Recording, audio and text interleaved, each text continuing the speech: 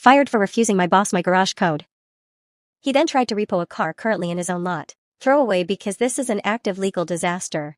I'm still shaking with a mix of rage and adrenaline, but I need to document this. I've spent the last 3 years at a mid-sized logistics firm. My boss, Gary, is the classic G-Wagon driving ego tripper who thinks he owns his employees because he signs the checks. Yesterday, Gary called me into his office and demanded my garage door code. He claimed he was sending a maintenance guy to swap out my company sedan at my home while I was at my desk. What he didn't know, I hadn't driven the car home that day. It had an annoying slow leak in the rear tire, so it was still parked in the office lot. I had taken my wife's SUV instead. I live in a rural area and my garage is detached. It's where I keep about $10,000 in woodworking equipment, including a brand new cabinet saw I haven't even finished wiring up. I told him absolutely not, I have the keys in my pocket and I'll just drive it to the shop myself tomorrow. Gary went nuclear. He started screaming about insubordination and withholding company assets. He gave me an ultimatum: give him the code or I was fired for theft, and he'd have the cops at my door. I didn't blink. I told him that if access to my private home was a condition of employment, then I was done. He told me to pack your shit and get out of this building right now. I followed his order to the letter.